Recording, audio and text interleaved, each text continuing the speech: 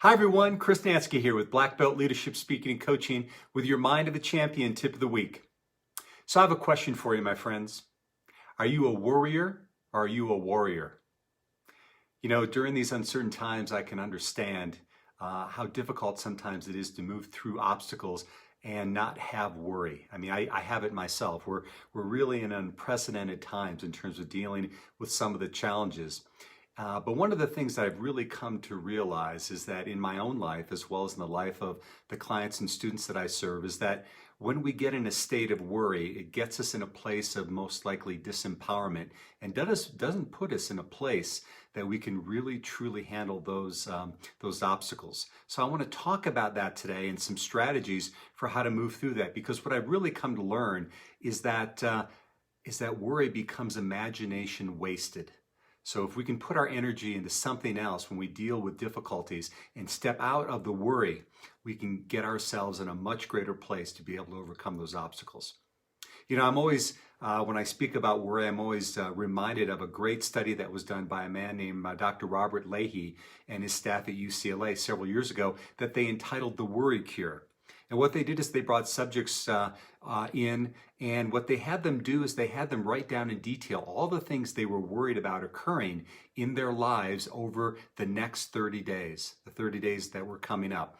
And they wrote down, you know, difficulties with their work and difficulties with finances and in relationships and with health. And they made a very detailed list of all those things they were worried about occurring. And then Leahy said, great, what I want you to do is I want you to go away for the next 30 days, live your life, don't make any massive changes, and let's come back at about 32, 33 days afterwards and see what happened. Well, here's what they found. They found that 85% of the things those people wrote down never happened. Never happened. Now, I know what some of you are thinking, though, you math majors, 15% did. But here's what they found out about that 15%. Of that 15% of the things that did, 79% of the time those people said they were either A, happy that they happened because they learned from them, or B, it wasn't as bad as they thought it was going to be. So in essence, what the net was is that 97% of the things they worried about either never happened, or when they did, they weren't as bad as they thought they'd be. So ask yourself the question, my friends, what would you do differently if you knew that to be true? How would you live your life differently? What conversations would you have? What actions would you take? So from that place, what I'd like to do is give you six key aspects six strategies that I've learned and / developed throughout the years to help me deal with worry, and I think can help you deal with it too. So the first one is this. When we find ourselves in that state of worry and in that state of panic, is to be calm and breathe. Be calm and breathe. Now, I know it's easier said than done, but one of the physiological things that happen when we feel we're in danger and we get adrenalized is we begin to shorten our breath because we're getting ready for the fight or flight mechanism to occur. But people all the way from yogis all the way to the special forces in the United States realize that getting control of our breath is one of the most important things we can do. And they call it box breathing.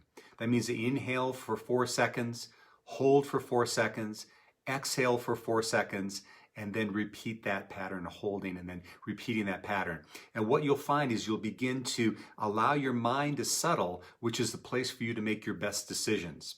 So number one is be calm and breathe. Number two is take some time to write it down. Now, what I suggest you do is if you're in a difficult situation and your head's racing, because there's a lot of stuff that goes rattling around in our minds, take some time to write it down in detail every aspect of the challenge, and also every aspect that you're really fearful of, and maybe some outside sources that are occurring within that, you know, maybe from other people that are impacting what's going on. And once you've exhausted that, then write down what's really happening. What do I mean by that? It's just the facts, ma'am. You know, just the absolute facts of what are occurring without your story of fear and worry. Because when you do that now and you just look at the facts, you're much more able to step into it and deal with the challenge. So that's number two. Number three is decide what you can control and decide what you can't control.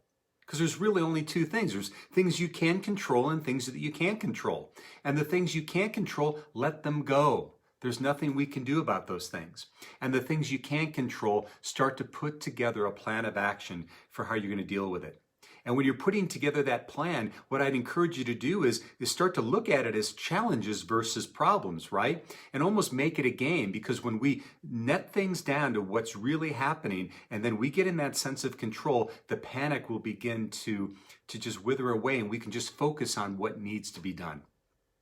Number 4 is imagine your success.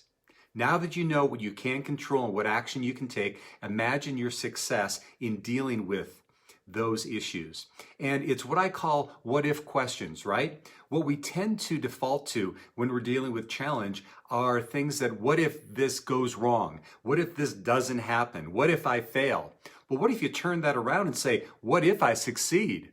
What if this goes right? Because when you look at it from that perspective, it gets the creative juices flowing, right? And like one of my teachers told me long ago, if you're going to fantasize, you might as well win.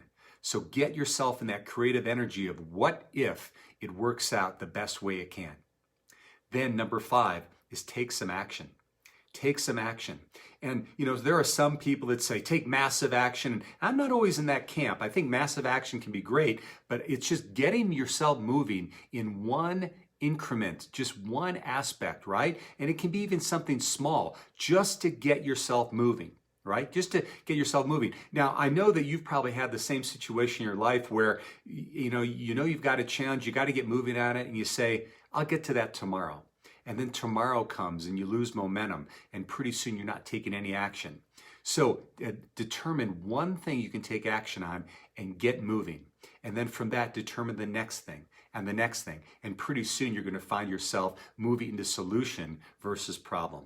And then finally, let go and trust. Let go and trust.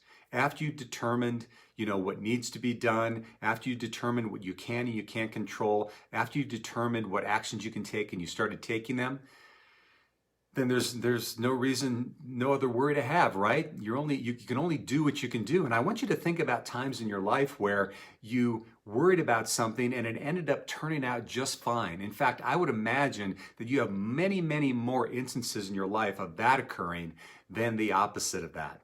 So let go and trust. So there you go, my friends. There are 6 key steps that you can use when you're dealing with worry, when you're dealing with uncertain times. And if you want to take a deeper dive in that, go ahead and click on the link below. Go to my website, chrisnatzke.com, and take a look at my free report, which are the top 10 big ideas to move through breakthrough. Maybe a breakthrough for you is overcoming worry, and you can use that as your way to really catapult you to the next level. So anyway, friends, this has been Chris Natzke with Black Belt Leadership Speaking and Coaching. Thanks so much for joining me during this time. Please like, share, and comment, and we'll see you next time on the Mind of a Champion Tip of the Week.